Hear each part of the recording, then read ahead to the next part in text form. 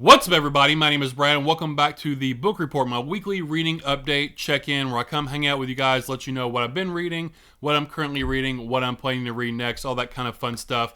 I still don't know what week this is supposed to be.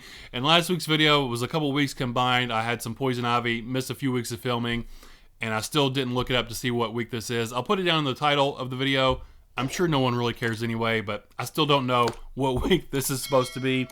But let's get into some book stuff. So I finished the book this week. I started another book, got a book in the mail, and then I've kind of got a hankering for a certain type of book I want to read. We'll talk about towards the end. But I talked about this last week. I was pretty close to being done. Had like 150-ish pages left. Finished this one up this week. I finally finished up and started reading Necroscope by Brian Lumley. I've owned this book for a while. My buddy James Fetcho has been getting on me that I never read any books he recommends, this is one of them. I finally got around to reading it, and I did really enjoy it. It is really quite different than what I was expecting going into it. I feel like I read the synopsis a long time ago, but I didn't really remember too much once I started reading it. I thought it was going to be way more about vampires than it actually was. You know, based on the cover, it's got the fangs and stuff. I thought it was really going to be like a heavy vampire book. You know, something like Salem's Lot or 30 Days of Night or Dracula, where vampires play a large role in the story, which is not really the case. That's not to say they're completely absent. There is a vampire or vampires in the book, you know, through some flashbacks and stuff. But they weren't really the main kind of focus of the story, which is what I thought, which isn't a bad thing. Like I said, I still really enjoyed the book. And then towards the end of the book, it really got into like some unexpected territory where I totally did not think the story was going to be going in that way whatsoever. I kind of felt like it. This came out way before this stuff, but it felt like it had some elements of like The Matrix in there, and a little bit of like Stephen King's drawing of the Three, things like that. And I know The Matrix, came out way later. I don't know when Drawing of the Three came out. I'm not saying that this copied off of anything or anybody was influenced by this, but those are kind of some of the vibes I was getting from this book, which I'm really interested to see where book 2 goes, because I have no idea after how this wrapped up. Without spoiling it, I don't want to say what happened at the end. I have no clue what is going to happen in book 2. But this one is about we're following two main characters, and they kind of have sort of the same-ish powers. We're following a character named Harry, who is a necroscope. He has the ability to commune with the dead, talk with the dead, but it's like a reciprocal conversation. He wants to talk to them. They also want to talk back to him, and they kind of share their knowledge and information to him. And then we're following a character named Dragosani. I always wanted to say Dragon Sani. There's no N on there. It's Dragosani, and he is a necromancer. He's also able to sort of talk with the dead, but in a vastly different way than Harry does. He sort of, against the dead person's will, pulls information and secrets out of them, almost like a torturous sort of way. So two people have these kind of same abilities, and in a roundabout way, they end up eventually being pitted against each other. It's set in our own world in the 80s. No, actually, is it earlier than that? I think it's like maybe the 50s. When is this? Let's see. I don't remember. Maybe it was 75. We're going to find out real quick. Let's see here. When was this? When did this start? This is riveting content, I know. 1971. So early 70s is when it's set. And we are dealing with these different governmental organizations, mainly with the one in Russia. But there are these ESP branches of espionage. It's espionage. It's kind of what they call it in the book. These different branches, sort of secret government branches, dealing with telepaths and telekinetics and people who can talk with the dead and things like that, to pull off different espionage things against other countries and whatnot. So Britain is involved, America has one, but we're really dealing with the Russian one with Dragosani, and then sort of in a roundabout way, Harry gets sort of involved with the one in Britain. And the story kind of follows these two characters and their eventual sort of clashing, butting of heads. It was really good. It was interesting. It was very much a slow burn. There's not a ton of action in here. Sort of the very beginning, the prologue, there's a bunch of action, and then it's sort of, we're just kind of along for the ride, getting to know who these characters are as they kind of explore their powers and learn about their powers and things like that. And then Dragosani, he's the one that is involved with the vampire. And the vampire's not really on screen, but towards kind of near the very end. A lot of the time we're talking to the vampire. It's all kind of like telepathic. It's in Drogo Sani's head. So we don't ever really see the vampire until kind of towards the end. I did like it when he came out. I love vampires. Vampire stories are some of my favorite horror. He was a cool vampire when he was described and when he did finally, show his face and stuff. But much less of a vampire story and more of just kind of an undead story, speaking with the dead and stuff. And it's not like there was necessarily a bunch of ghosts and things like that. When they commune with the dead, it was kind of all telepathically, just like in their head, they would hear the voice and stuff, rather than seeing these dead people and whatnot. It was fun. I'm definitely interested in at least finishing out the trilogy. There's Necroscope, and then I don't know what the other two books are called, but there's a trilogy, and then it goes on. There's a bunch of other books after that. But I've rambled on long enough about it. Ryan Lemmy's Necroscope, I did enjoy it. So thanks, James, for the recommendation. Finally got around to reading it, and looking forward to checking out the other, at least, books in that trilogy. So that's what I finished up reading. I did get a book in the mail I want to show off really quick. I put up a little short video of it earlier in the week. I got this surprise book mail. I didn't know it was coming in the mail. This is The Initiates by Ryan Hyatt.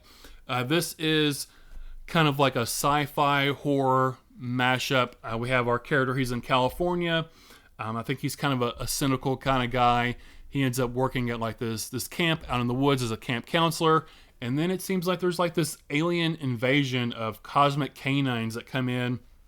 They crash land off the coast of California, and kind of all hell breaks loose. And this guy and his campers have to figure out how to learn and survive in this new world with these cosmic canines. There's a map here in the front, the extraterrestrial territory in California.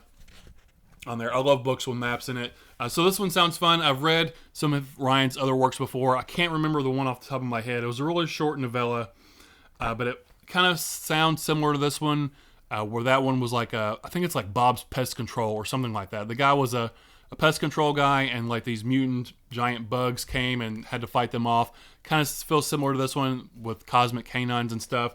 It feels, and I mean this in like the best way possible, kind of like this sci-fi horror mashup of like an awesome B movie you'd have watched back in the 80s is what I feel like this is going to be like. And I mean B movie in like the best way possible. But this is something I got in the mail, so appreciate Ryan sending this my way. This is The Initiates by Ryan Hyatt. I don't know if it's available yet, but if it's not, it probably should be available really soon. Amazon and stuff like that. So that's what I got in the mail. I did want to talk about this really quick. This is going to be the Spinebreakers book club pick for the third quarter of this year. We're going to be reading King of Ashes by S.A. Cosby. This is his newest thriller. It just came out the other day. I've heard it's really excellent, even his best book so far.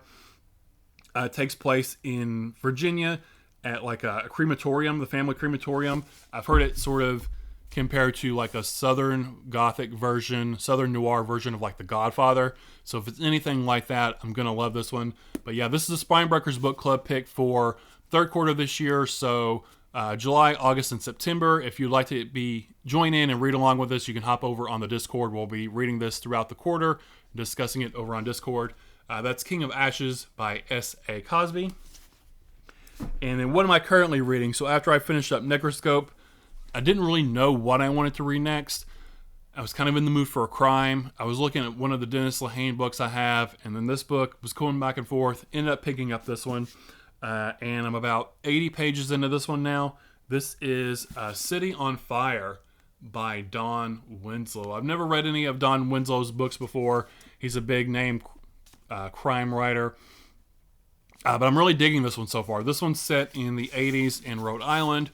And we're kind of dealing with the two different mobs, the Irish mob and the Italian mob. They kind of have this peace going on, and then some event happens that causes them to start fighting against each other. And eventually, I think a war is going to break out between these two rival, families, the Irish mob and the Italian mob. I'm really digging it so far. I'm not too far into it. Like I said, just about 80 pages.